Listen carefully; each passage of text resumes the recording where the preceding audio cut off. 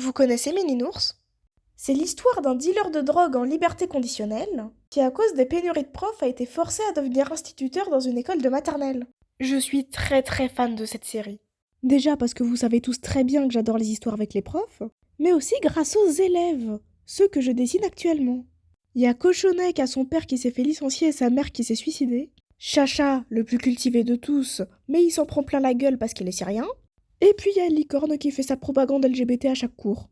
J'aimerais parler un peu du dessin et pourquoi je les ai faits en humain en fait. Déjà, étant donné que les persos de Méninours sont hyper différents, ça me permettrait de dessiner des gens différents, parce que les artistes on se connaît, tous nos persos ils ont tous la même tête.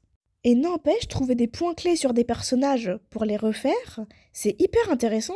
Assez dit sur le dessin, je vais plutôt parler de la série maintenant. Quand je regardais Mininours il y a 2 ans, j'aimais beaucoup pour l'aspect surréaliste que la série donnait. Parce que jamais en cours on va apprendre à traiter les gens différemment selon leur classe sociale.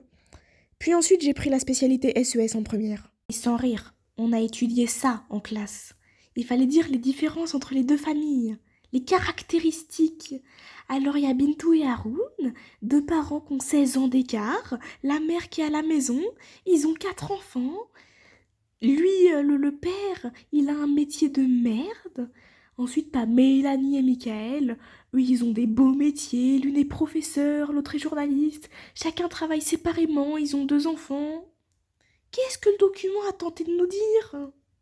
Vous me connaissez, je lève la main et je dis Madame, c'est pas un peu stéréotypé les exemples sur lesquels on travaille? Elle me répond, je cite, Non, c'est toi qui crois aux stéréotypes.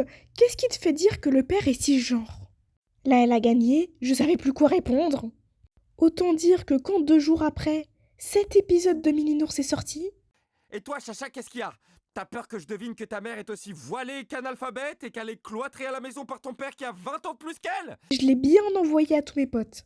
Alors, on va dire que c'est fini, qu'est-ce que je pense du dessin? Je suis un peu déçue pour ce que j'ai fait avec Licorne. On dirait plus tous les délires avec Martine qu'une fille vraiment pro-féminisme, pro-égalité. Ça se voit pas trop. Et je suis un peu déçue. Par contre, je suis plutôt fière du regard de Chacha. On dirait qu'il est choqué de la stupidité de ce monde parce que je suis sûre qu'il pense que tout le monde est stupide. Et pour Cochonnet, bon, lui c'était facile, hein. Je lui ai foutu la peau rose et c'est bon. Voilà tout, j'espère que le dessin vous plaît à tous. Et je suis censée recevoir un t-shirt Mininours d'ailleurs. J'ai gagné un concours.